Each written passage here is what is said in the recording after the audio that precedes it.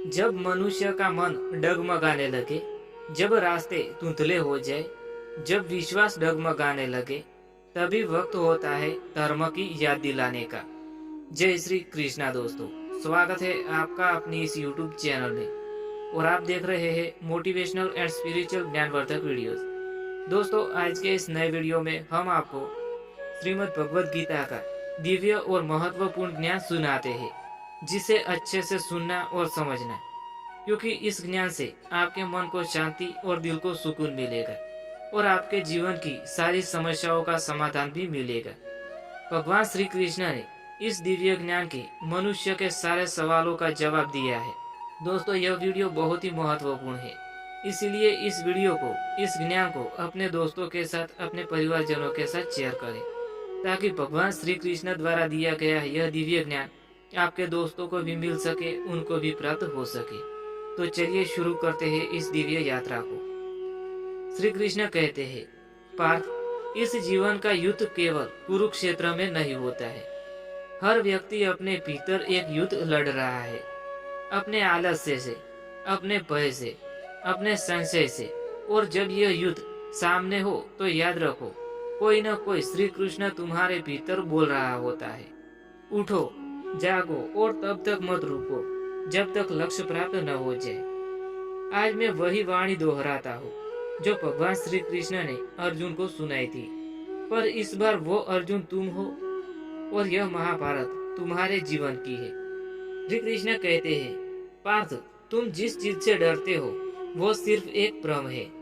हार, असफलता, अपमान, ये सब सिर्फ शरीर को छूते हैं, आत्मा को नहीं। तुम अपने भीतर की आत्मा को पहचानो, वह शक्ति है, वह अजर और अमर है। तुम्हारा डर, तुम्हारी हिचक, वे सिर्फ पर्दे हैं जो तुम्हें तुम्हारी महाशक्ति से दूर रखते हैं। जब आत्मा की आवाज सुनोगे तो कोई भी ताकत तुम्हें रोक नहीं सकती है।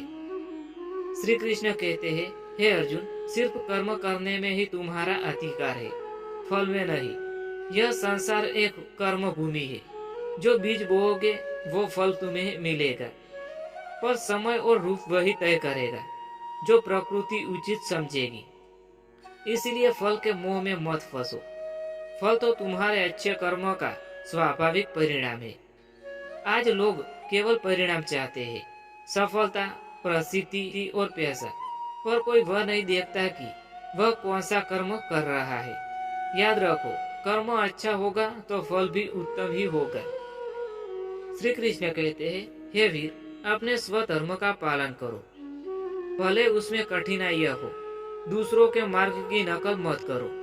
हर आत्मा का अपना एक मार्ग होता है। जैसे अर्जुन का धर्म था युद्ध करना, उसी प्रकार तुम्हारा भी कोई ना कोई धर्म, तुम्हारा भी कोई ना कोई उद्देश्य है। आज की दुनिया में लोग दूसरों के रास्ते देखकर अपना रास्ता बदल देते हैं। वो भूल जाते हैं कि उन्हें जो गुण, जो क्षमता मिली है वह किसी विशेष कारण से है। अपने धर्म को पहचानो, उसे निभाओ, वही तुम्हारा कल्याण है। श्री कृष्ण कहते हैं, हे मनुष्य, अपने मन को ऊंचा उठाओ, उसे गिरने मत दो। जो मन को जीत लेता है वह दुनिया को जीत लेता है, पर जिसने मन को जीत लिया वह स्वयं श्री कृष्ण का स्वरूप बन जाता है। तुम्हारा सबसे बड़ा शत्रु तुम्हारे भीतर है। तुम्हारा चंचल मन तुम्हारा दुश्मन है।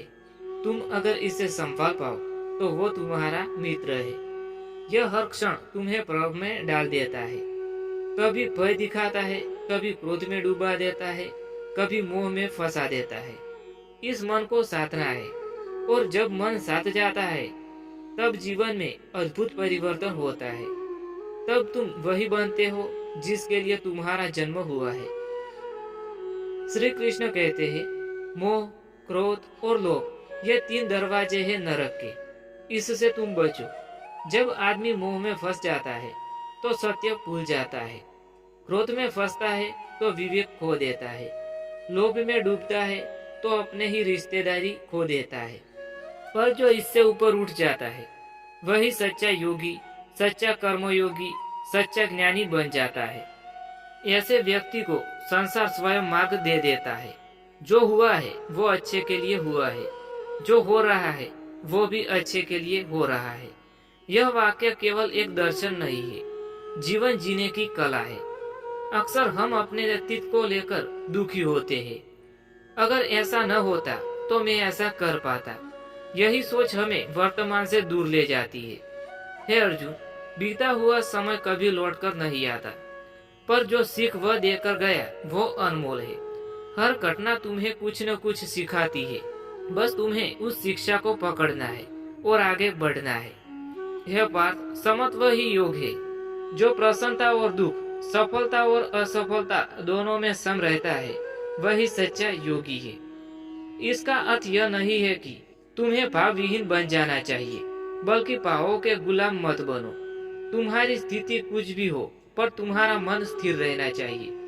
यही वो शक्ति है जो तुम्हें युद्ध जीताएगी, चाहे वह भीतर का हो या बाहर का।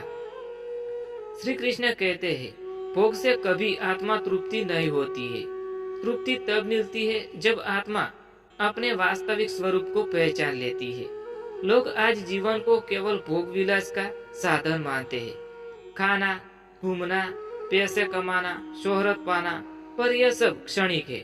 शाश्वत सुख आत्मा के भीतर है। जब तुम कर्म योग, भक्ति योग और आत्मा योग को पहचान लेते हो, तब सच्चे अर्थों में आनंद आ जाता है।